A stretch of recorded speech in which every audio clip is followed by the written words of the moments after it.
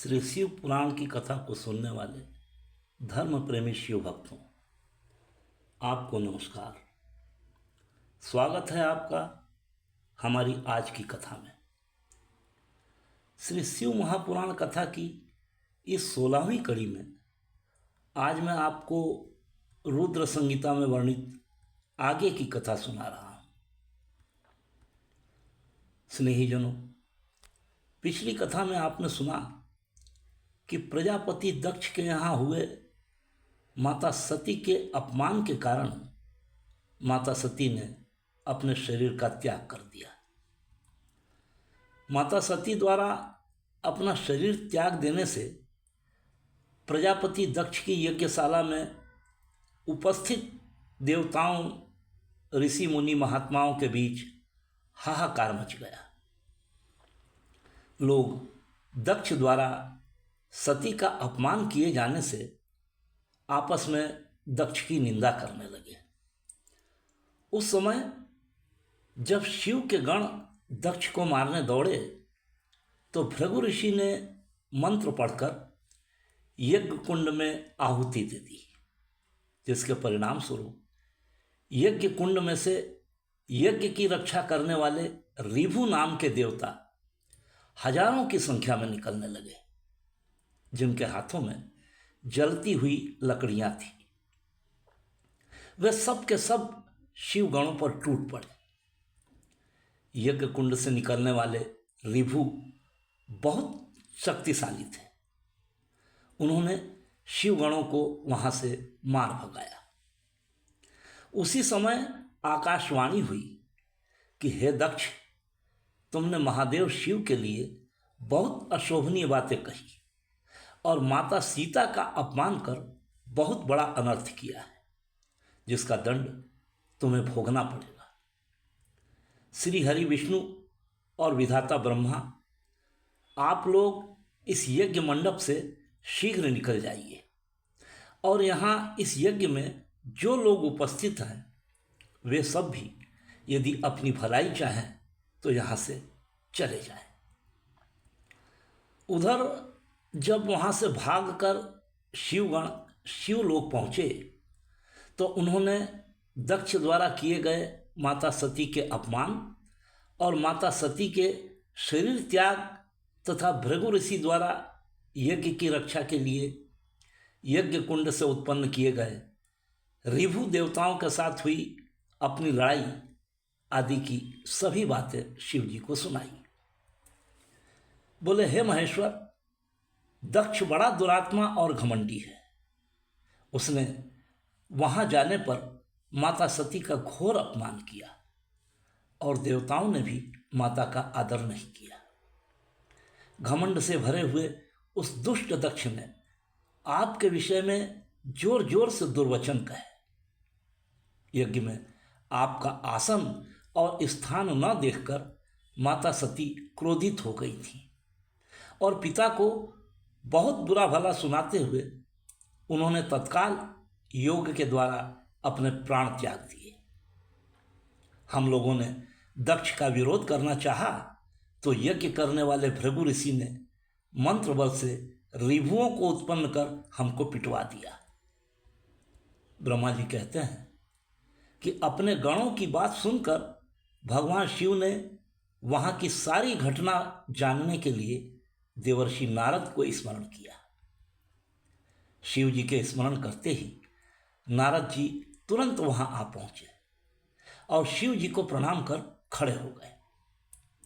शिव जी ने उन्हें आशीर्वाद दिया और उनसे दक्ष यज्ञ में गई हुई सती का समाचार तथा दूसरी घटनाओं के संबंध में पूछा।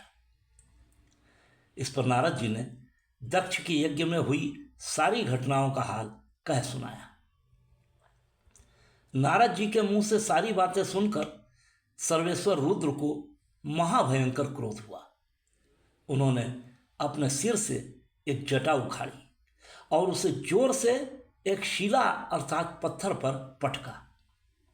बड़ी जोर की ध्वनि हुई। पटकने से जटा के 2 टुकड़े हो गए। जटा के एक टुकड़े से अति विशाल शरीर और 1000 भुजाओं वाले महाभयंकर महाबली वीरभद्र प्रकट हुए, जो समस्त शिवगणों के मुखिया हैं, और जटा के दूसरे टुकड़े से एक हाथ में खप्पर और दूसरे हाथ में खड्ग लिए हुए अति भयंकर रूप वाली महाकाली प्रकट हुई। वीरभद्र ने अपने दोनों हाथ जोड़कर शिव जी को प्रणाम कर कहा, प्रभु क्या आज्ञा है? शिव जी बोले, वीरभद्र, ब्रह्मा जी का पुत्र दक्ष बड़ा दुष्ट है। उस मूर्ख को घमंड हो गया है। इन दिनों वह विशेष रूप से मेरा विरोध करने लगा है। इस समय वह एक यज्ञ कर रहा है। तुम जाओ और उस यज्ञ का विध्वंस कर दो। जो कोई भी तुम्हारा सामना करने आए उसे समाप्त कर दो। उस यज्ञशाला में तुम्हें जो भी मिले उसे मार डालो।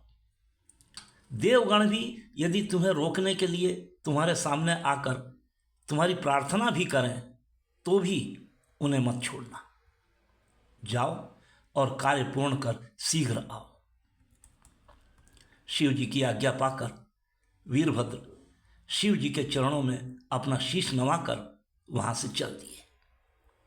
वीरभद्र के साथ शिव जी के जैसे ही जटाओं वाले मृग छाल लपेटे, गले में नागों की माला डाले लाखों शिवगण भी चले। वीरभद्र बड़े भयंकर दिखाई देते थे। उनका रथ बहुत ही विशाल था। उनके उस रथ को 10,000 सिंह खींच रहे थे। हजारों हाथी और उन पर सवार शिवगण रथ के दाएं बाएं चल रहे थे।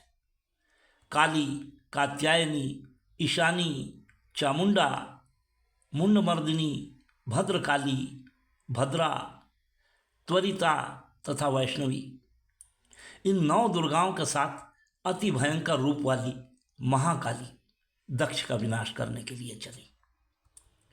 भूत पिशाचों के साथ डाकिनी, शाकिनी, ब्रह्म राक्षस, भैरव तथा क्षेत्रपाल आदि सभी वीर और 64 योगिनियों का झुंड दक्ष यज्ञ का विनाश करने चला। भेरी, शंख, सींगे, मृदंग आदि गाजे बाजे की आवाज गूंजने लगी। जब इधर वीरभद्र ने प्रस्थान किया तब उधर दक्ष तथा देवताओं को तरह तरह के अशुभ लक्षण दिखाई देने लगे। दक्ष की बाईं आंख तथा बाईं भुजा फड़कने लगी। वाम अंगों का फड़कना अशुभ होता है। दक्ष की यज्ञशाला में धरती कांपने लगी। ऐसे ही और भी अशुभ लक्षण दिखने लगे। तभी वहां एक आकाशवाणी हुई जो दक्ष और सभी लोगों ने सुनी। आकाशवाणी बोली कि ओ दक्ष, आज तेरे जन्म को धिक्कार है। तू महामूढ़ और पापात्मा है। भगवान शिव की ओर से आज तुझे दंड मिलेगा जो किसी भी तरह टल नहीं सकता। और जो मूर्ख देवता अभी भी तेरे इस यज्ञ में उपस्थित हैं वे भी नहीं बचेंगे। आकाशवाणी सुनकर और अशुभ लक्षणों को देखकर दक्ष और वहां उपस्थित सारे लोग डर गए। दक्ष मन ही मन व्याकुल होकर कांपते हुए भगवान विष्णु से हाथ जोड़कर बोले, प्रभु मेरी और मेरे यज्ञ की रक्षा कीजिए। इस संकट की घड़ी में आपके अतिरिक्त मेरा और कोई सहारा नहीं है। ऐसा कहते हुए दक्ष ने भगवान विष्णु के चरण पकड़ लिए। श्री हरि ने दक्ष को अपने दोनों हाथों से पकड़कर उठाया और मन ही मन भगवान शिव का स्मरण करते हुए दक्ष से कहा कि दक्ष, तुमने भगवान शिव के संबंध में बहुत अशोभनीय बातें कह डाली। अपनी ही पुत्री के सामने तुमने उनके पति के लिए ऐसी बातें नहीं कहनी चाहिए। तुमने यह भी विचार नहीं किया कि जिन भगवान शिव के सहारे यह समूची सृष्टि संचालित हो रही है, जो भगवान शिव स्वयं तुम्हारे पिता ब्रह्मा और मेरे द्वारा पूजनीय है, जब तुमने उनका ही घोर अपमान कर मेरी माता तुल्य शिवा सती को देह त्यागने हेतु विवश कर दिया, तो तुम ही बताओ, अब मैं यह स्वयं तुम्हारे पिता ही शिव के क्रोध से तुम्हारी रक्षा कैसे कर सकते हैं। शिव के प्रति दुर्भावना के कारण तुम पर जो संकट आया है उसे टालने की सामर्थ्य किसी में नहीं है, यह मैं तुमसे सत्य कहता हूं। भगवान विष्णु का यह वचन सुनकर दक्ष चिंता में पड़ गए। उनके चेहरे का रंग उड़ गया। उसी समय भगवान रुद्र के भेजे गए गणनायक वीरभद्र अपनी सेना के साथ यज्ञ स्थल पर आ पहुंचे। सज्जनों, भगवान सदाशिव भोलेनाथ को हृदय में धारण कर आज की कथा को यहीं विराम देते हैं। श्री शिव महापुराण की रुद्र संहिता में वर्णित दक्ष यज्ञ के विध्वंस की शेष कथा आप इस श्रृंखला की 17वीं कड़ी में सुन सकेंगे। हृदय से बोलिए जय श्री राम, हर हर महादेव।